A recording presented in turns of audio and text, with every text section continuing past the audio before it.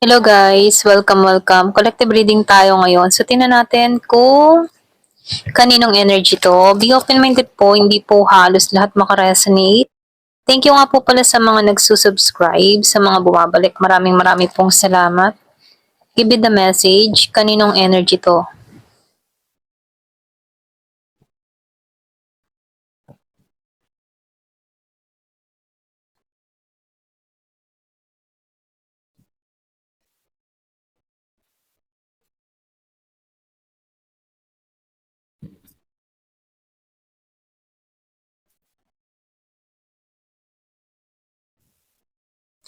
Meron akong nakikita dito, no? Meron ditong tao na feeling in love.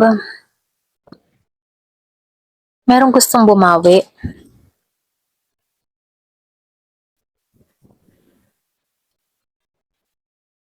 Meron akong nakikitang Aries, Leo, Sagittarius, meron Gemini, Aquarius, Libra.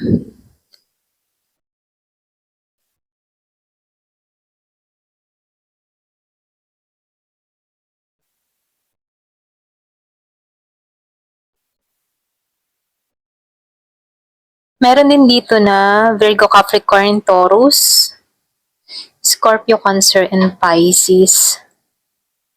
So, lumalabas dito, no? Meron akong nakikita dito na gustong bumawi. Alam mo yung tipo na ikaw yung nakikita ng tao na to na para sa kanya. So, meron akong nakikita ditong in love.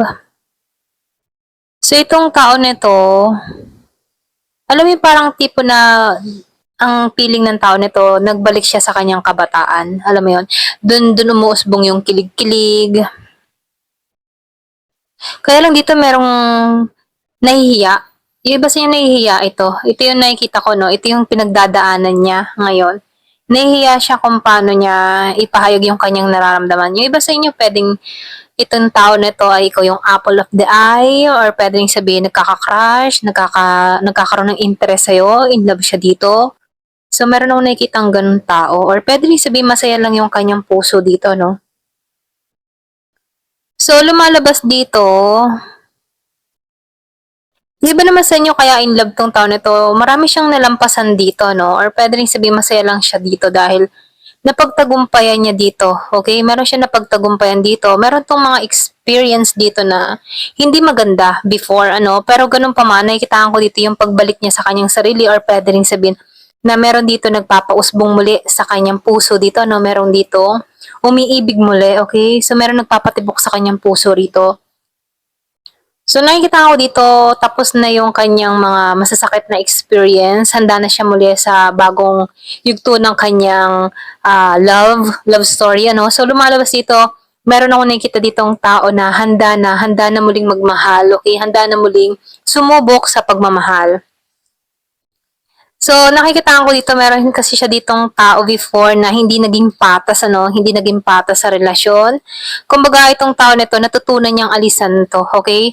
So, nakikita ko dito, hindi rin naging maganda yung mga pinagdaanan niya dito, no? Sa taong ito. Pero nakikita ko dito, unti-unti niya nang naaalisan to.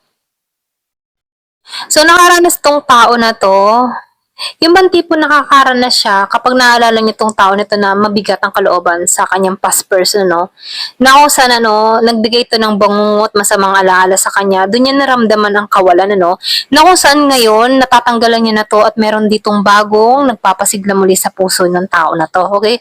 So, nakikita ko dito, kung single ka man, ano, meron akong nakikitang parating sa'yo na kung saan, ano, magiging masaya ang love life mo, okay? Yung bang tipong hindi mo to tinatrabaho, hindi mo to hinahanap bigla tong darating, ano. So, nakikita ko dito, hindi ka naman dito, kung sino man to, no, meron kang pinagdadaanan sa kapirahan, yung iba, pero ganun pa man, hindi naman to kabawasan, ano. Kasi nakikita ko dito, kahit meron ka dito mga pinagdadaanan, hindi ka stable sa financial, nakikita ko dito, masaya ka, okay? So, nakikita ko dito, meron kang mga tinanggalan dito, meron kang inalisan dito, na kung saan, ano, may pagbabagong magaganap sa'yo. So, kung ikaw dito ay hindi pa stable sa panahon ngayon, nakikitaan ko dito, once na tuluyan mong na-release tong mga negative emotion na to, ito yung gantimpala sa'yo. Okay? May biyayang uusbong sa'yo or may biyayang ibubuhos sa'yo na kung saan hindi mo to inaasahan rito. Okay? So, lumalabas dito na handa ka na sa pagbabago, handa ka ng yakapin ang bagong simula na kung saan may galak, may saya, at merong pagmamahal dito, okay?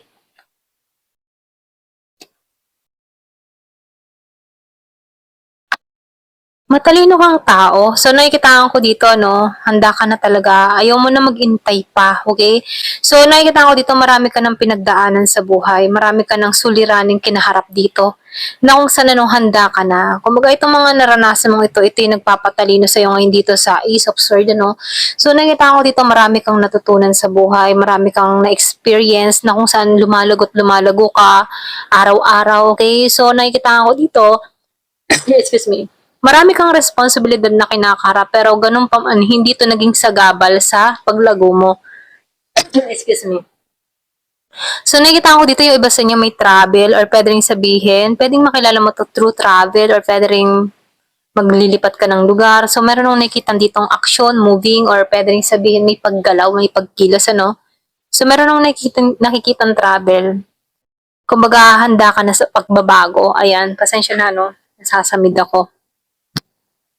So, nakikita ko dito maganda na yung magaganap sa'yo. Okay? Ayan. So, tingnan natin to naghihintay sa'yo.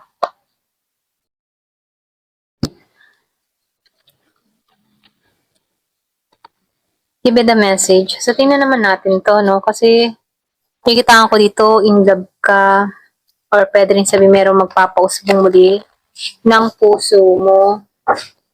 Give it the message.